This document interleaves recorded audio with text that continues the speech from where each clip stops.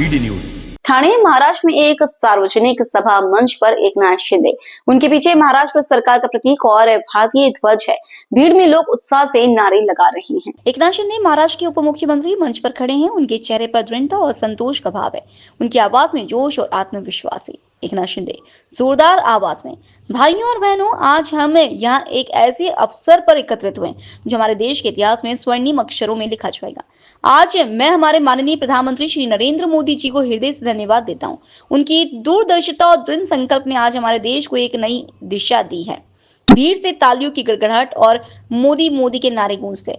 एकनाथ शिंदे आवाज में भावुकता लाते हुए, आज मैं हमारे उन वीर सशस्त्र बलों को भी धन्यवाद देता हूं जिन्होंने अपने अदम्य साहस और पराक्रम से हमारे देश का गौरव बढ़ाया। उन्होंने उस गुस्से और बदले की भावना का जवाब दिया है जो हर देशवासी के दिल में आतंकियों के खिलाफ धधक रही थी। भीड़ से भारत माता की जय के नारे गूंजते हैं। एकनाथ शिंदे आवाज में दृढ़ता लाते हुए, यह एक केवल सैन्य कार्रवाई नहीं है, यह हमारे देश की एकता और अखंडता का प्रतीक है। यह हमारे उन वीर जवानों को श्रद्धांजलि है जिन्होंने अपनी जान की बाजी लगाकर हमारे देश की सीमाओं की रक्षा की है। यह उन परिवारों के लिए एक संदेश है जिन्होंने अपने प्रियजनों को खोया है कि उनका बलिदान व्यर्थ नहीं जाएगा। हमारे देश के आदरणीय प्रधानमंत्री नरेंद्र मोदी जी का अभिनंदन करता हूँ। उनको तहे दिल से धन्यवाद देता हूँ। हमारे लश्कर के जवान, ये तीनों दल के लश्करी जवान, उनका भी अभिनंदन करता हूँ, उनको धन्यवाद देता हूँ। उन्होंने एक पूरे देशवासियों के दिल में जो गुस्सा था, जो उद्रेक था, और जो बदले की भावना थी, उसे आज शुरुआत कर दी है। 9 जो आतंकवादी ट्रेनिंग के अड्डे हैं उसको तहस नहस करने का काम किया है और आतंकवाद को पूरी तरह से मुंह तोड़ जवाब देने का काम किया और पाकिस्तान को भी मुंह तोड़ जवाब देने का काम किया। ये तो ट्रेलर है और पिक्चर अभी बाकी है।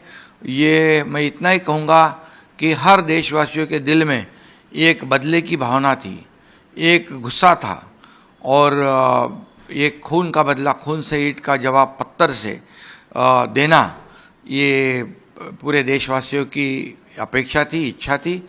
और यहाँ तो आदरणीय प्रधानमंत्री नरेंद्र मोदी जी के नेतृत्व में हमारे देश के जवानों ने गोली का बदला मिसाइल से दिया है।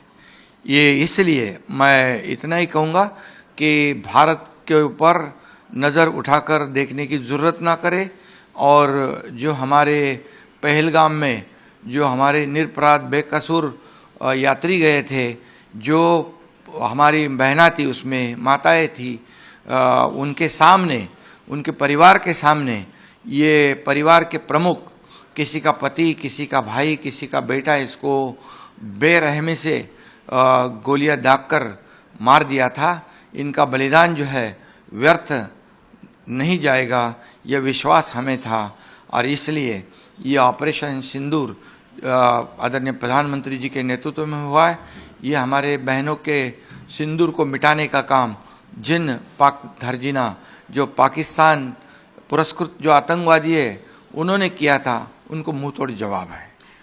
सर, जिस तरीके से हमने पाकिस्तान को जवाब दिया है, किसी आया हुआ पाकिस्तान भी कुछ न कुछ, और इसका स्वागत पूरे दुनिया से